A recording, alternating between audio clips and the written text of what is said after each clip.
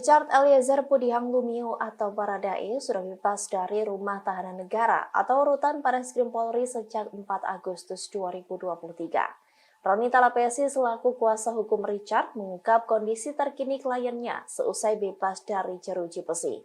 Menurut Roni, Richard dalam keadaan sehat dan kini sudah kembali berkumpul dengan keluarganya. Kini Roni pun meminta doa dan dukungan untuk Richard yang saat ini masih menjalani proses cuti bersyarat, di mana saat menjalani cuti bersyarat hingga 31 Januari 2024 mendatang, Richard masih di bawah pengawasan dari Ditjen Pas Kemenkumham. Seusai bebas dari penjara, status Richard Eliezer berubah dari narapidana menjadi klien Bapas Ditjen Pas Kemenkumham. Sebelum bebas murni pada Januari tahun depan, Richard wajib mengikuti bimbingan yang diberikan oleh pembimbing kemasyarakatan. Diketahui bahwa Richard Eliezer merupakan pelaku penembakan dari Brigadir Nofriansyah Yosua Huta Barat atau Brigadir J. Yosua meninggal dunia setelah ex-Kadif Propam Polri Verdi Sambo memerintahkan Richard untuk menembaknya.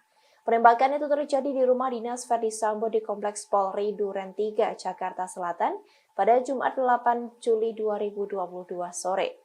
Atas hal tersebut, Richard dinilai terbukti secara sah dan meyakinkan bersalah melakukan pembunuhan berencana terhadap Brigadir J. Dalam putusan hakim, Richard pun divonis hukuman penjara 1 tahun 6 bulan.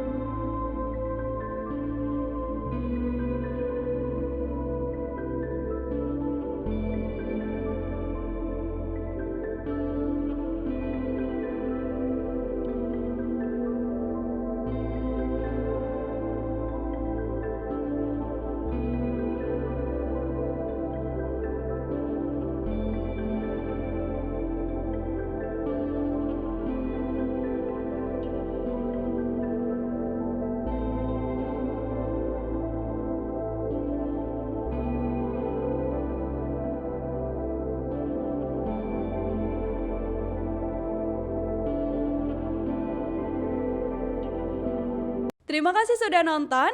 Jangan lupa like, subscribe, dan share ya.